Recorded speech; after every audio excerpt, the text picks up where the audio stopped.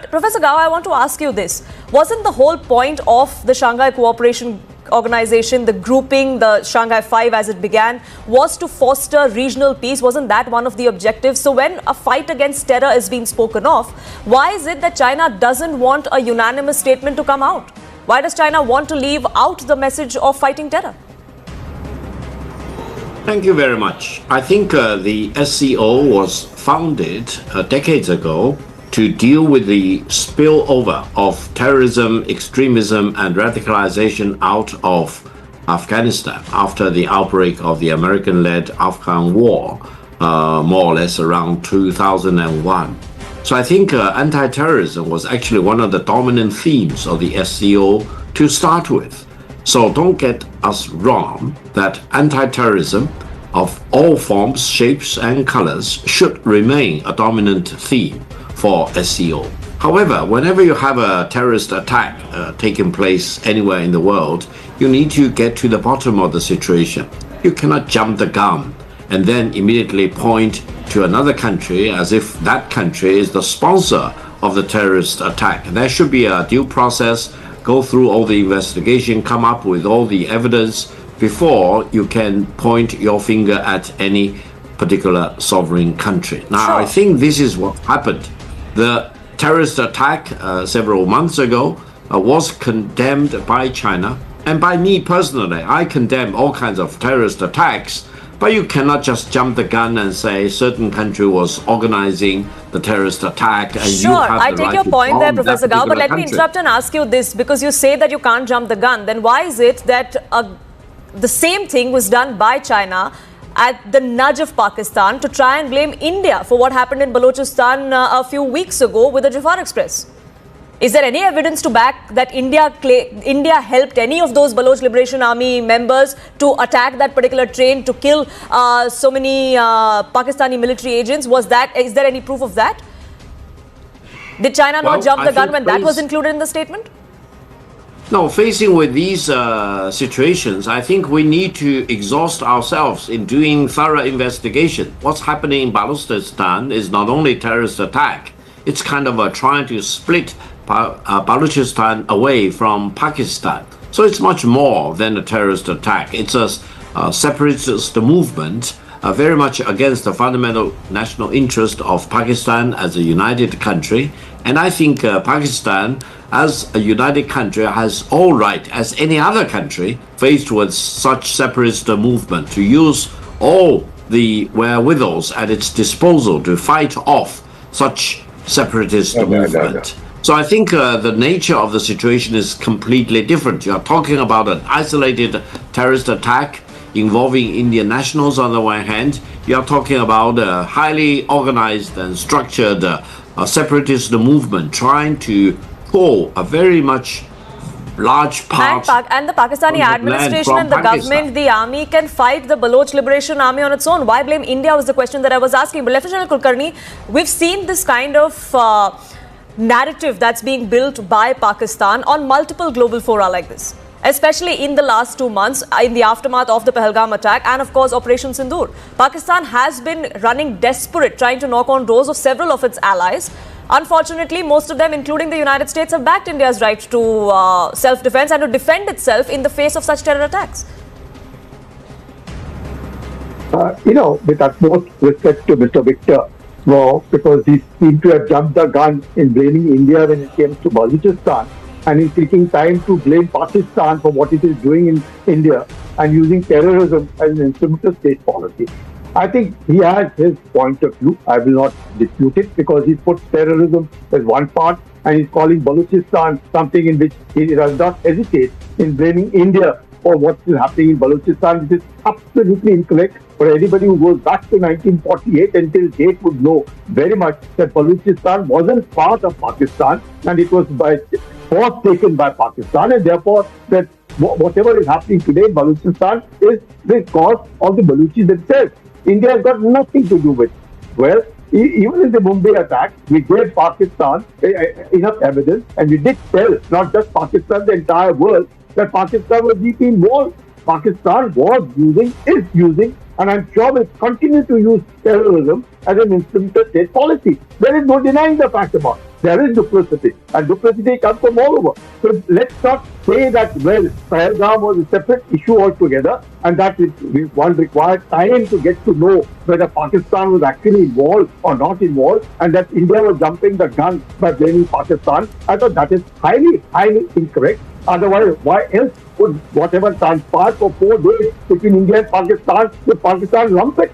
And why would Pakistan then come on its knees and accept it? It's a very simple thing. There's nothing wrong in it, and we must accept it.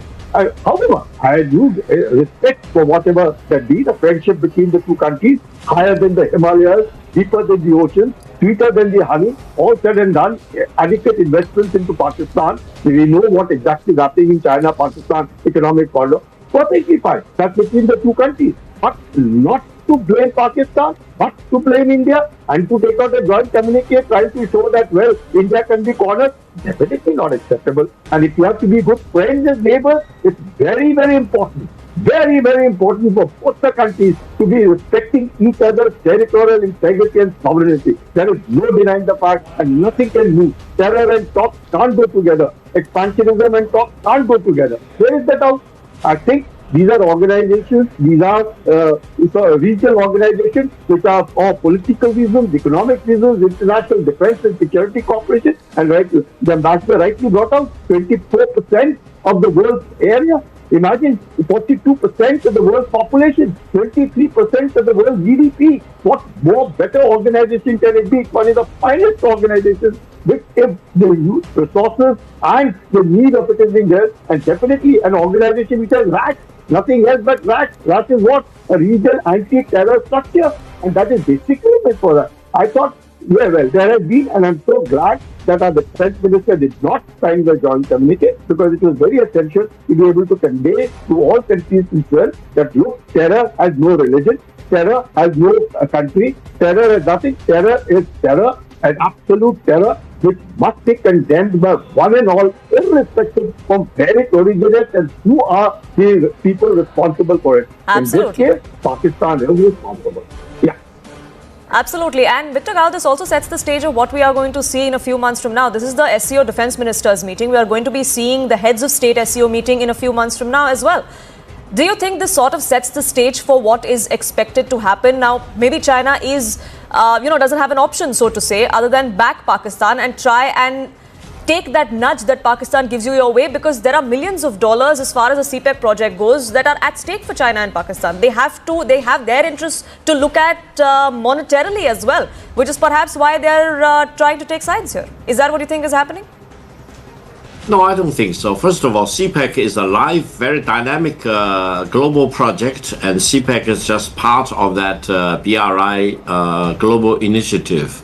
So many countries have participated. According to the latest account, more than 160 countries have become members, promoting the BRI initiative throughout the world. The fact that India does not want to join is actually very much to the loss of India. I personally would urge the Indian government to rethink about the situation, because what India needs is high-quality connectivity projects. And India, without doing its domestic connectivity projects, try to do this IMAC, for example, the India, Middle East, European corridor, is a pipe dream, because you need to build up your own domestic connectivity projects first before you can really demonstrate that you have the capability to build up connectivity projects outside of India. That's why it is time to call on India itself to reconsider the BRI initiative and try to become a very active participant. But India's connectivity projects have the Indian people. Sure, but India's connectivity projects and what India does inside or what it plans to do outside of it, whether ambitious or not as China thinks, is India's prerogative. And those countries that are involved with this Middle East Europe corridor seem to be on board. Absolutely. They don't seem to doubt. They don't seem to doubt India's capabilities, or whether this is a pipe dream, like you say. Ma'am, well, you can't expect it's him going to be tell the proven truth. whether He's it's being pipe monitored. dream or not. But it is not right for India to deny the best interest of the Indian people, of not building up your own domestic connectivity. Who is China to tell us what is the interest of the Indian people? CPEC from happening and try to be ask him We're to not, meet the CPEC. Professor Gao, That's India is the not wrong stopping. Professor Gao, India is not stopping China from doing what it's doing as far as the CPEC project goes in Pakistan. Unfortunately for China and for Pakistan, those people who live there have a problem with it, which is why we've seen the kind of protests that have broken out, the kind of violence that has broken out, unfortunate lives that have been lost of Chinese nationals. And yet, for some reason, India keeps getting blamed. But Deepak Vora, is this a pattern? No matter what the issue, no matter what the problem, turn around and blame India whether you have proof or not. And that seems to be a pattern both these fair weather allies seem to be following. Now, all this thing about connectivity and the good professor wanting to tell India what to do. Thank you very much, sir. We have more people than your country, and we know exactly what is good for us. Even as we speak, when the good professor was talking about investigating terrorism, ma'am, even as we are speaking now, and I'm looking at 1915 hours on the 26th of June, there is a terror encounter going on in Udhampur with 4 Jaish-e-Mohammed, your friends, Professor, an international terrorist organization proscribed by a racket called the United Nations. The encounter is going on right now. What investigation would you like us to do, sir? When they are coming with guns to kill innocent people, we say, wait. First, let's investigate who you are. Show us your passport. Show us your ID card. Oh, no, sir. No. We know because we have suffered. And when you suffer, when China gets hit, you hit back violently.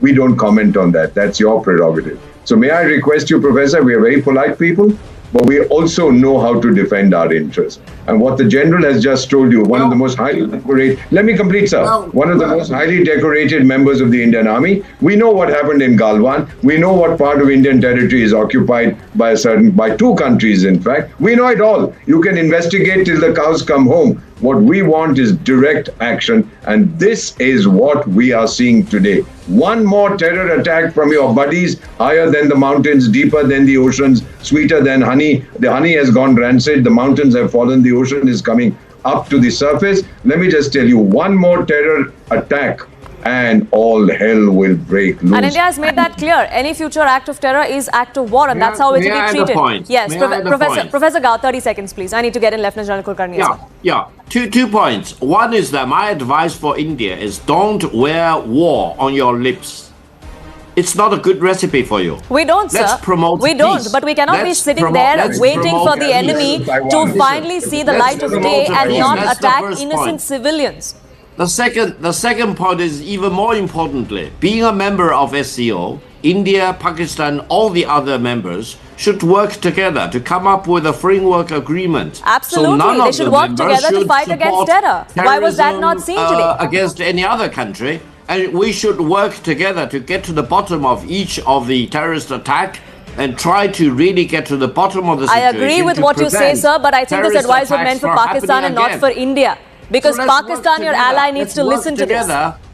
That we have to work together to fight terror. Unfortunately, China today couldn't manage to get that unanimity and get the sign on the dotted line of that statement which spoke about a fight against terror. The only outlier to prevent the joint communique from happening from the SCO defense minister. It's a great shame. Well, it's a shame that China couldn't do its job properly, sir, as the chair, because they should have put the mention of terror and fight against it in that document so that India would have signed on that dotted line. It is a shame. I agree with you. It is a shame that we could not gather unanimity on something as important as a united fight against terror. I agree with you there. But Lieutenant General Kulkarni, I want you to have the last word here. As far as this particular summit is really concerned, reconsider its membership. Is this what we are going to be seeing from here on? If China and Pakistan have decided to band together, we are going to be seeing several such summits where India, Pakistan, India, China are going to come face to face. Maybe is this India now should led the stage? Its membership of SCO. That's my personal recommendation. Yeah, I agree with Mr. Victor. No country should have war, and no country should have war on its lips, and no country must instigate either.